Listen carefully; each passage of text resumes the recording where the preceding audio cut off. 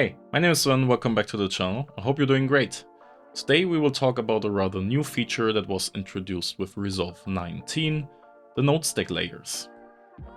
So what is it? Actually, it is a quite smart and helpful feature for certain workflows. With node stack layers, you can split your node tree into up to 4 sections or layers and organize the grading process a bit more.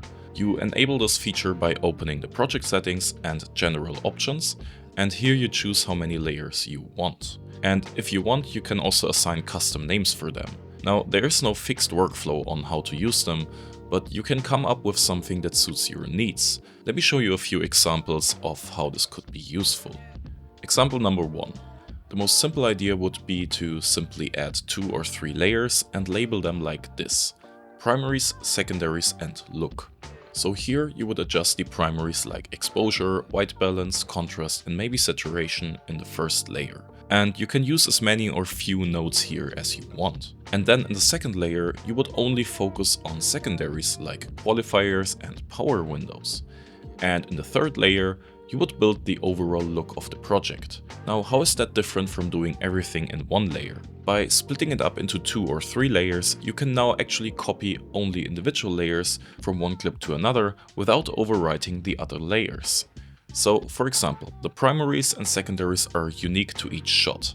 They apply shot-based white balance adjustments and tracked power windows, for example. But the look should be identical in all clips. Now, you can simply apply this look layer to all the clips, and every clip will only update on this layer. So it's super easy to drive a consistent look throughout the whole film. And by the way, you can copy only the active layer, so the layer you are currently on, by either right-clicking and clicking Apply Active Layer, or by simply middle mouse button clicking on a clip thumbnail.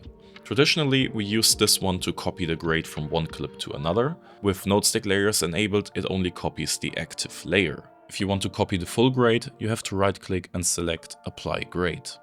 Example number 2. Another idea would be to apply the color management with those layers. In the first layer, you would set up the IDT. Then you add 1 or 2 layers for clip-based grading. And then in the final layer, you apply the ODT. The cool thing about this workflow now is that whenever you need to change the ODT because you render for a different display, you simply need to ripple or copy-paste the ODT layer across the clips. Some people would in that case just use an ODT on the timeline level, but as I already said in my video on groups, this can mess up clip compositing and especially transitions. For more info on that, watch the video linked above and in the video description. Another benefit of using this technique is that you can bypass the grading without bypassing the IDT and ODT by clicking Alt or Option and D.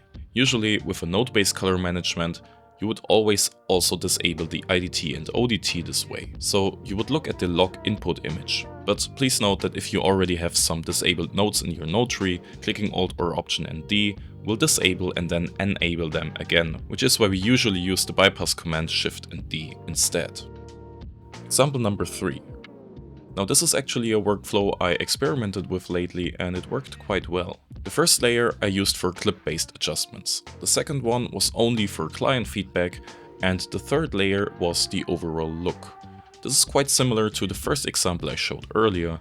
However, I kept power windows and white balance changes, so basically everything that is specific to each clip, in layer 1. Again, being able to have a certain look stack, which would be palette, texture, halation, etc. in one layer, made it easy to copy the look to every clip and modify it until we found a look we were happy with. Then, after I went through shot matching and balancing, tracking power windows and relighting scenes, I was waiting for client feedback.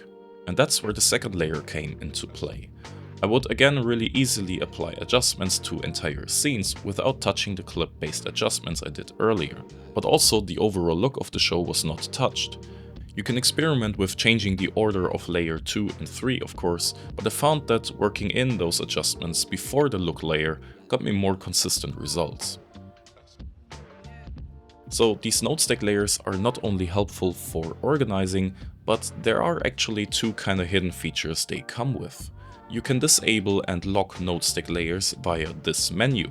In this way, you can first of all lock all layers and therefore lock the color grading, so no accidents can happen where you for some reason accidentally delete or change a grade. But also you can disable elements of the grade on the entire timeline with just one click. So for example, if you want to try 3 different looks on the full timeline, you could build them in layer 2, 3 and 4, copy them to every clip and then easily switch between the 3 with a mouse click by only enabling one at a time. Note that those layers are still clip specific, so they are not linked to each other and can contain different adjustments. So if you change something, you have to first copy the adjustments over from one clip to another, of course.